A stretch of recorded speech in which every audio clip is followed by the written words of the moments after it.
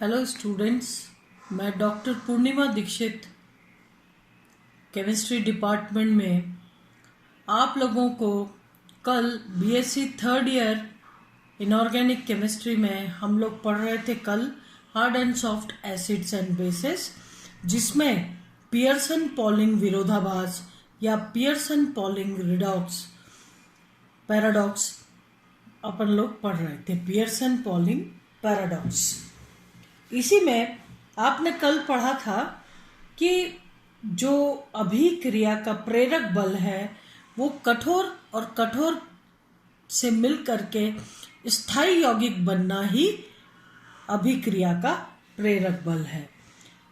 और हम जानते हैं कि कठोर और कठोर के मध्य स्थिर विद्युत आकर्षण बल या आयनिक बंध होते हैं।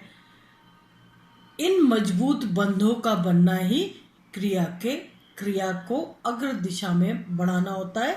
क्रिया अग्र दिशा में चलती है और एक स्थायी यौगिक बनते हैं। तो कठोर क्रिया सिर्फ स्थिर विद्युत आकर्षण के कारण नहीं होती है, वास्तव में सहसंयोजक बंध का भी इसमें योगदान होता है। कुछ न कुछ सहसंयोजक बंध भी इसमें होते हैं। इस बात की पुष्टि के लिए हम पूर्णतः सहसंयोजक बंधों पर विचार करें, अर्थात पूर्णतः सहसंयोजक बंध कब बनेंगे? जब द्विनाभिकीय यौगिक में दोनों ही नाभिक एक जैसे हों, oxygen oxygen, chlorine chlorine, silicon silicon.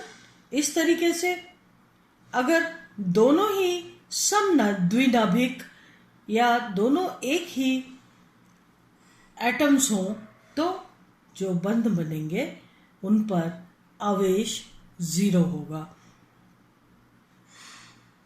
सहसंयोजक बंध ऊर्जा बंध लंबाई के व्युत्क्रमानुपाती होती है। आप जानते हैं कि जैसे जैसे एटम्स एक दूसरे से दूर होते हैं या बंध लंबाई बढ़ती है तो उनके मध्य अतिव्यापन कम होता है और इसलिए दुर्बल बंध बनते हैं। जबकि आपने पढ़ रखा है कि अतिव्यापन जितना अधिक होगा उतना ही मजबूत बंध बनेगा। इसलिए छोटे परमाणु ज्यादा मजबूत बंध बनाते हैं, क्योंकि छोटे होने के कारण उनका अतिव्यापन अत्यधिक होता है और मजबूत बंध स्ट्रॉन्ग बॉन्ड्स बनते हैं। अगर छोटे परमाणु हम कहें और ऑक्सीजन ऑक्सीजन बंध, नाइट्रोजन नाइट्रोजन या फ्लोरीन फ्लोरीन बंध की हम बात करें तो ये अपवाद हैं, क्योंकि इनकी बंध दूरी कम होनी चाहिए, लेकिन इन पर उपस्थित इलेक्ट्रॉन पेयर्स जो एकाकी युग्म है इलेक्ट्रॉन के, वो एक दूसरे को प्रतिकर्षित करते हैं और इसीलिए इनमें बंध लंबाई कुछ बढ़ जाती है। लेकिन क्षार धातुएं अपने विस्तृत अदिशात्मक S कक्षक से बंध बनाती हैं और विस्तृत अदिशात्मक कक्षकों का अतिव्यापन बहुत ही ज्यादा नहीं होता और इसीलिए इनकी भी बंध लंबाई ज्यादा होती है। ये दुर्बल बंध होते हैं। यदि समध्रुवीय बंध की सहसंयोजक बंध ऊर्जा को बंध लंबाई के विरुद्ध आरेखित किया जाए तो आप देखिए, जैसे जैसे भारी तत्वों की तरफ बढ़ते जाते हैं हम, वैसे वैसे कक्षकों के मध्य अतिव्यापन में कमी आती जाती है। आप देखें तो कार्बन कार्बन बंध लंबाई सबसे कम होगी, जबकि टिन और टिन एटम्स के मध्य बंध लंबाई सर्वाधिक होगी। ये आकार में बड़े होते हैं। आप जानते हैं कि एक ग्रुप में जब ऊपर से नीचे जाएंगे तो आकार में वृद्धि होती है और यही कारण है कि चूंकि टिन और टिन एटम्स आकार में बड़े होते हैं, इनमें अतिव्यापन कम होता है और इसीलिए इनके बंध कार्बन कार्बन की तुलना में इनकी बंध लंबाई ज्यादा होती है, या यूं कहें बंध ऊर्जा कम होती है। यहाँ पर आप देखिए, ये जो ग्राफ बनाया गया है जिसमें आप देख रहे हैं y अक्ष पर बंध ऊर्जा है किलो जूल पर मोल में, और x अक्ष पर बंध लंबाई है। कार्बन कार्बन द्विनाभिकीय समद्विनाभिकीय जो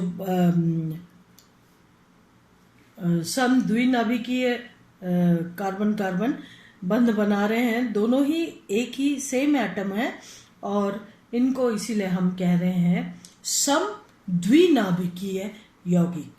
कार्बन कार्बन में अतिव्यापन आकार छोटा होने के कारण अधिक होता है, बजाय कि सिलिकॉन, बजाय कि जर्मेनियम, बजाय कि टिन।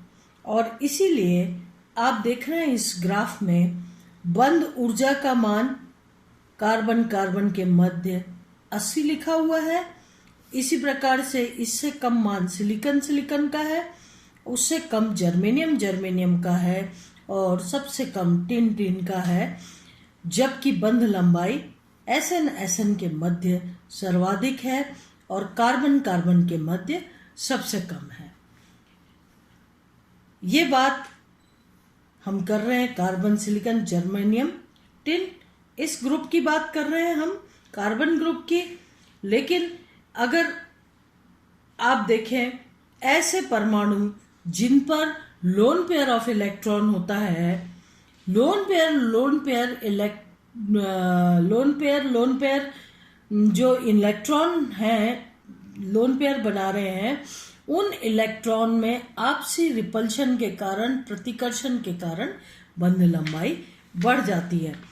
या इलेक्ट्रॉन एकल युग्म वाले परमाणुओं के मध्य भी लंबाई बढ़ जाती है, जैसे कि क्लोरीन, सल्फर, ब्रोमीन आदि परमाणुओं की तुलना में उन परमाणुओं की तुलना में कुछ दुर्बल बंध बनाते हैं जिन पर इलेक्ट्रॉन एकल युग्म नहीं पाए जाते, जैसे कि सिलिकॉन, जर्मेनियम, टिन। अगर क्लोरीन एटम है तो उनके मध्य बंध लंबाई ज्यादा होगी, क्योंकि कार्बन कार्बन पर लोन पेयर ऑफ इलेक्ट्रॉन नहीं है, जबकि क्लोरीन पर उपस्थित लोन पेयर ऑफ इलेक्ट्रॉन आपस में एक दूसरे को प्रतिकर्षित कर बंध लंबाई बढ़ा देते हैं। अतः आकार बढ़ने पर अतिव्यापन में कमी आती है, अर्थात छोटे परमाणुओं के मध्य अतिव्यापन काफी अधिक हो जाता है, जिससे उनके मध्य काफी प्रबल बंध का निर्माण होता है।